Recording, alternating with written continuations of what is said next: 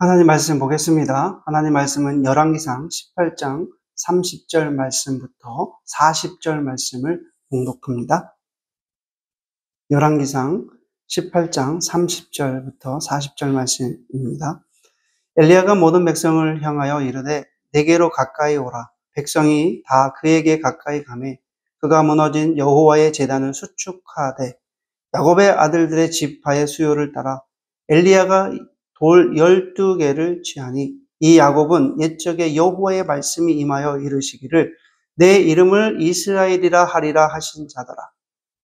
그가 여호와의 이름을 의지하여 그 돌로 제단을 쌓고 제단을 돌아가며 곡식 종자 2세알을 들 만한 도랑을 만들고 또 나무를 버리고 송아지의 각을 떠서 나무 위에 놓고 이르되 통 넷에 물을 채우다가 번제물과 나무 위에 부으라 하고 또 이르되 다시 그리하라 하여 다시 그리하니 또 이르되 세 번째로 그리하라 하여 세 번째로 그리하니 물이 제단으로 두루 흐르고 도랑에도 물이 가득 찼더라.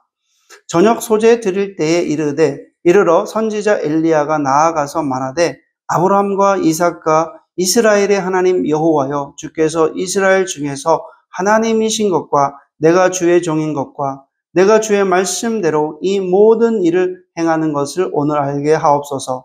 여호와여 내게 응답하옵소서. 내게 응답하옵소서. 이 백성에게 주 여호와는 하나님이신 것과 주는 그들의 마음을 되도록히심을 알게 하옵소서 하며 이에 여호와의 불이 내려서 번제물과 나무와 돌과 흙을 태우고 또 도랑의 물을 핥는지라. 모든 백성이 보고 엎드려 말하되 여호와 그는 하나님이시로다. 여호와 그는 하나님이시로다 하니 엘리야가 그들에게 이르되 바알의 선지자를 잡되 그들 중 하나도 도망하지 못하게 하라 하매 곧 잡은지라. 엘리야가 그들을 기손 시내로 내려다가 거기서 죽으리라. 오늘 말씀을 통해서 영적 전쟁을 선포하라 라는 말씀을 나누도록 하겠습니다. 성경에는 하나님의 미션을 받은 사람들의 이야기로 가득 차 있습니다. 성경은 처음부터 끝까지 하나님의 미션을 받은 사람들의 이야기입니다. 그들은 하나님으로부터 어떤 미션을 받았는지, 그리고 하나님의 미션을 받은 그들이 어떻게 그 미션을 완수했는지 그 이야기가 성경에 나와 있습니다. 어제는 지구촌 초대 선교회 정기 모임을 했습니다. 그 모임 중에서 이제 그룹별로 토론하며 질문한 내용이 있는데 그 질문이 당신이 가지고 있는 그 미션이라는 의미가 어떤 의미가 있습니까? 이런 질문이었습니다. 여러분들은 어떻습니까? 미션이라는 단어를 떠올렸을 때 여러분 생각나는 단어, 또 여러분들이 그 미션이라는 단어가 주는 의미가 여러분 삶 속에서 어떤 의미가 있습니까? 성경에 기록된 사람들, 그들은 하나님의 미션을 받았고 또 삶 속에서 그 미션을 완벽하게 수행했습니다. 오늘 본문에는 엘리야라고 하는 믿음의 사람, 믿음의 전사가 나옵니다. 하나님은 이 시대도 동일하게 믿음의 사람, 믿음의 전사를 찾고 계십니다. 하나님은 우리가 이 땅 위에서, 이 세상에서 미셔널 리더가 되어 하나님의 복음을 전하기를 원한다는 사실을 우리가 알아야 됩니다. 오늘 말씀을 통해서 여러분들이 하나님의 미션을 발견하시고 또 하나님의 미션을 발견했다면 하나님의 그 미션을 리더가 되어서 일생 동안 하나님의 말씀에 순종하며 그 미션의 임무를 완수하시기를 주의 이름으로 축원해 올립니다. 오늘 설교 제목은 영적 전쟁을 선포하라입니다. 여러분, 하나님은 미션을 위해서 사람을 선택하십니다. 또 하나님께서 미션을 위해서 그 선택한 사람을 부르십니다. 이제 그 선택한 사람을 부르셨으면 이제 그 미션을 위해서 훈련을 시켜주십니다. 또 훈련을 시키시고 이제는 현장으로 파송하십니다. 오늘 말씀은 현장에서 해야 할 미션, 곧 사명에 대해서 말씀하고 있습니다. 현장에서 무엇을 해야 되는지 상당히 중요합니다. 현장에서 우리가 어떻게 해야 되는지 상당히 중요합니다. 여러분, 그것은 하나님의 부르심의 정체성이기 때문에 그렇습니다. 현장에서 내가 무엇을 해야 되는지 흔들려 버리면 다 무너져 버립니다. 여러분, 우리가 사는 모든 삶이 선교지에서 사는 삶과 또 여기서 우리가 현실에서 사는 삶과 여러분 다 똑같습니다. 선교사만 선교하는 것이 아니라 하나님의 부르심을 입은 사람들이라면 하나님의 그 미션이 있다는 거예요. 선교가 있다는 거예요. 미션을 받은 우리가 현장에서 무엇을 해야 하는지 또 어떻게 해야 미션을 완수할 수 있는지가 참 너무 중요하다는 거예요. 여러분, 그렇다면은 엘리야의 그 미션은 무엇입니까? 엘리야의 사명은 무엇입니까? 왜 엘리야는 갈멜산으로 나아갔습니까? 그 해답이 24절 말씀에 있습니다. 자, 24절 말씀을 같이 읽겠습니다. 너희는 너의 신의 이름을 부르라. 나는 여호와의 이름을 부르리니 이에 불러 응답하는 신, 그가 하나님이니라. 백성이 다 대답하되 그 말이 옳도다. 지금 여러분, 엘리야는 영적 전쟁을 선포하고 있습니다. 바알 사상에 물든 사람들, 풍요와 다산을 쫓아가는 그런 사람들, 그런 사람들에게 말합니다. 바알은 참신이 아니다. 바알은 헛된 신이다라고 이렇게 이야기합니다. 오직 여호와 하나님 한 분만이 참 신임을 그들에게 이야기합니다. 그래서 그들에게 지금 영적 대결을 선포하고 있는 거예요.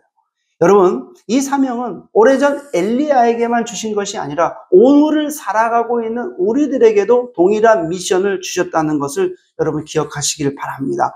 우리도 이 미션을 받았습니다. 이 미션을 받았기에 우리는 이 임무를 완성해야 돼요. 하나님만이 참신이시고 하나님만이 우리의 주인 되심을 우리는 선포해야 됩니다.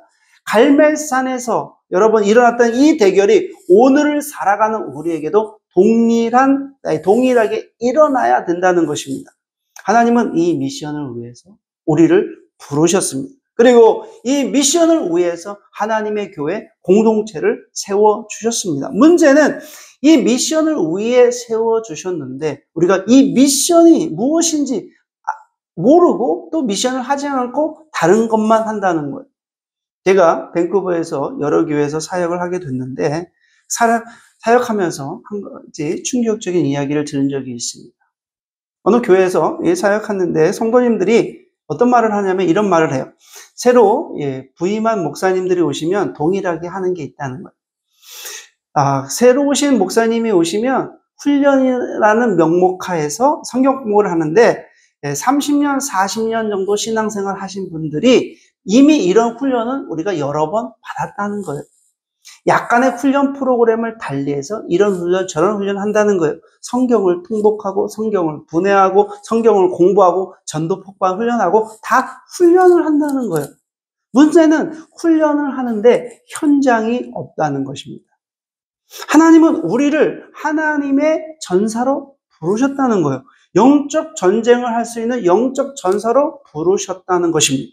우리가 신앙생활을 한 지 10년이 넘었음에도 불구하고 계속 훈련만 하고 있다고 생각해 보세요. 여러분, 영적 전사는 현장에 투입돼서 영적 전쟁을 해야 됩니다. 영적 전쟁을 하지 않으면 실전에는 매우 약합니다. 그러면 영적 전쟁을 어떻게 하는지, 영적 전쟁의 방법에 대해서 살펴보겠습니다. 어떻게 하면 우리가 영적 전쟁에서 승리할 수 있습니까? 어떻게 하면 우리가 신앙생활에서 승리할 수 있습니까? 먼저 엘리야 선지자가 어떻게 영적 전쟁에서 승리했는지 살펴보겠습니다. 첫째는 믿음의 확신을 가져야 됩니다. 신앙의 자세입니다. 18장, 열왕기상 18장 전체에서 드러나는 그 엘리야의 태도는 한마디로 얘기하면 확신입니다. 확신. 아합 왕에서도 확신했고 백성들 앞에서도 확신했고 그리고 850명 바알과 아세라 제사장들 앞에서도 확신이 있었다는 거예요. 조금도 주저함이나 망설임이 없었습니다. 엘리야는 공개적으로 영적 전쟁을 선포했습니다. 19절 말씀에 이렇습니다. 그런즉 보내어 온 이스라엘과 이세벨의 상에서 먹는 바알의 선지자 450인가 아세라의 선지자 400인을 갈멜산으로 모아 내게로 나오게 하소서. 얼마나 도전적이고 직선적입니까? 24절 말씀해 보니까 불로 응답하는 신 그가 하나님이시라. 여러분, 엘리야의 이런 말, 우리가 특별히 시선을 끄는 대목이 있습니다. 32절, 35절 말씀에 보면 엘리야는 불을 기다리는 제단에 물을 붓습니다. 아니, 불이 나야 되는데 거기에 제단에다가 물을 붓는 거예요. 근데 그 물도 그냥 붓는 것이 아니라 이 제단이 흠뻑 젖을 정도로 물을 버버리는 거예요. 어떤 사람은 이런 의문을 가질 수 있습니다. 아니, 3년 반 동안 가물었는데 어떻게 물을 이렇게 산에서 구할 수 있습니까? 이렇게 이야기는 하지만 사실은 갈멜산은 지중해 연안에 위치하고 있기 때문에 지중해는 어떻습니까? 마르지 않는 지구의 샘입니다. 이들에게는 마실 물은 없지만 짠물, 바닷물은 있는 거예요. 지금 엘리야는 그 물을 떠다가 부으라는 것입니다. 35절 말씀에 물이 단으로 두루 흐르고 도랑에는 물이 가득하게 되었더라. 불을 기다리는 사람들에게 물을 부어서 이 엉뚱한 행동을 지금 엘리야가 하고 있지 않습니까? 여러분, 이런 엘리야의 태도를 보면서 어떻습니까? 아니, 엘리야가 너무 교만해 보입니까? 아니면 사람들에게 보이려고 지금 과장된 쇼를 하고 있는 것으로 보이십니까? 아니면 경솔함입니까? 여러분, 지금 이 엘리야는요, 확실한 믿음의 태도를 보이고 있는 것입니다. 이것이 엘리야의 믿음입니다. 여호와 하나님에 대한 절대적인 신뢰입니다. 삶으로 드러나는 믿음의 고백입니다. 나는 분명히 하나님이 참 신임을 믿습니다. 라는 고백이에요. 불러도 대답하지 않는 허상적 존재가 아니라 창조주 하나님이시고 내가 믿는 그 살아계신 실존의 하나님이십니다라는 것을 지금 고백하는 거예요. 내가 믿는 그 하나님이 정직한 하나님이시고 진실된 믿음 앞에서 언제나 응답하시는 하나님이심을 지금 고백하고 있는 거예요. 나는 인간의 이성과 상식을 뛰어넘는 창조주 하나님이심을 믿는다는 그 고백을 하고 있는 거예요. 하나님이 베푸시는 위대한 역사는 어떠한 환경의 지배를 받지 않는다는 것을 지금 말씀하고 있는 것입니다. 여기에 엘리야의 믿음에 확신이 있습니다. 여호와 하나님에 대한 확신이 있었습니다. 여러분, 우리는 영적 전투에 대한 올바른 이해가 필요합니다. 지금 엘리야는 850대 1의 전쟁터에 서 있는 것입니다. 이 싸움이 상식적으로 여러분들이 상식적으로 한번 생각해 보세요. 850대 1입니다. 수적으로 이길 수 있는 싸움입니까? 이길 수 없습니다. 계산적으로 해봐도 충분히 이길 수 있습니까? 그렇지 않습니다. 이 본문에서 말씀하고자 하는 것이 무엇입니까? 우리가 싸워야 할 영적 전투는 내 힘으로 감당할 수 있는 싸움이 아니라는 거예요. 내 능력으로 싸워서 이길 수 있는 그 싸움이 아니라는 거예요. 계산해서 이길 수 있는 싸움이 아니라는 거예요. 이 싸움은 오직 여호와 하나님을 믿는 믿음으로만 싸우는 것입니다. 이것이 영적 전투의 본질입니다. 영적 전투는 우리가 얼마나 하나님을 믿느냐, 얼마나 하나님을 신뢰하느냐에 달려 있습니다. 그 승패가 얼마나 하나님을 내가 믿고 의지하느냐에 따라서 이 영적 전투에서 승리하느냐, 실패하느냐가 달려 있습니다. 혹시 여러분 두려움이 있습니까? 또 감당하기 어려운 그런 어려움이 있습니까? 내가 볼 때 도저히 이 승산이 없어 보입니다. 내가 볼 때 850대 1 정도의 그런 환경으로 보이는 그런 사건이 있습니까? 계산적으로 이미 끝난 것 같습니까? 그러나 기억하십시오. 그 싸움은 내 힘으로 하는 것이 아닙니다. 계산으로 하는 것이 아닙니다. 오직 여호와의 힘으로 하는 것입니다. 여호와를 믿는 믿음으로 하는 것입니다. 세상을 이기면 오직 믿음입니다. 믿음의 눈을 뜨시기를 주의 이름으로 축원해 올립니다. 그리고 우리가 믿음의 시선으로 바라봐야 돼요. 나는 할 수 없지만 우리 하나님은 할 수 있습니다. 나의 하나님은 할 수 있습니다. 두려워하지 마십시오. 담대하십시오. 하나님께서 하십니다. 두 번째는 무너진 단을 수축해야 합니다. 여러분, 이제 방어만 가지고는 이길 수 없어요. 영적인 공격의 무기가 있어야 돼요. 여러분, 바알의 제사장들과 지금 영적 대결을 하고 있잖아요. 이 바알의 제사장들은 하루 종일 하늘에서 떨어지는 불을 기다립니다. 하지만 갈멜산은 날이 저물어 갈 때까지 불은 내리지 않아요. 이제 엘리야의 차례입니다. 엘리야는 두 가지를 하게 돼요. 하나는 무너진 제단을 수축하고 또 하나는 기도입니다. 엘리야가 붙든 무기예요. 오늘은 제단의 수축을 한번 생각해 보겠습니다. 30절 말씀에 엘리야가 모든 백성을 향하여 이르되 내게로 가까이 오라. 백성이 다 저에게 가까이 오매 저가 무너진 여호와의 단을 수축하되. 여호와의 무너진 단을 수축하되. 여러분, 여호와의 단은 무엇입니까? 여호와의 단은 하나님의 백성들이 하나님을 만나는 장소입니다. 하나님은 그곳에서 하나님의 영광 중에 임하셨고 또 거기에 모인 사람들은 하나님을 보게 됐다는 거예요. 만나보게 됐다는 거예요. 그곳에는 하나님의 은혜가 있었고 그곳에서는 용서가 있었고 자비가 있었어요. 그곳에서는 여러분 죄사함의 감격이 있었고 하나님의 사랑이 있었다는 거예요. 그런데 그 제단이 무너졌다는 거예요. 그 이스라엘의 영적 현주소입니다. 왜? 이들은 여호와의 제단을 무너진 채로 방치했습니까? 왜 이스라엘 백성들은 그곳을 무너진 채로 방치를 했습니까? 그것은 그들의 마음이 바알에게 빼앗겼기 때문에 그렇습니다. 그들의 엎드림의 자리가 여호와의 제단에서 바알의 제단으로 옮겨졌기 때문에 그렇습니다.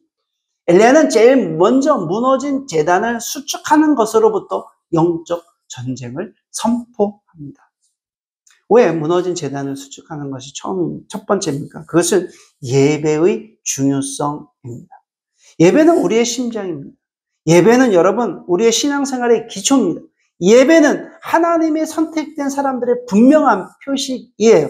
그래서 엘리야는 가장 먼저 제단을 수축한 것입니다. 이 시간에 우리는 예배를 점검해야 돼요. 내가 하나님 앞에 드리는 예배가 어떤 예배인지 점검하셔야 돼요. 여러분, 우리는 하나님의 선택된 사람들이라고 자부합니다. 늘 예배를 드리는 사람들이에요. 오늘 말씀을 듣는 사람들은 다 예배를 드리는 사람들 아닙니까?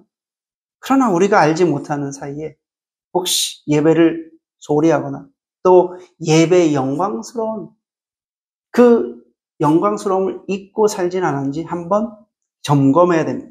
여러분, 우리의 예배의 제단은 안전합니까? 오늘 여러분에게 있어서 예배는 얼마나 소중합니까? 이 시간 나를 향한 하나님의 음성이 들려오고 있습니까?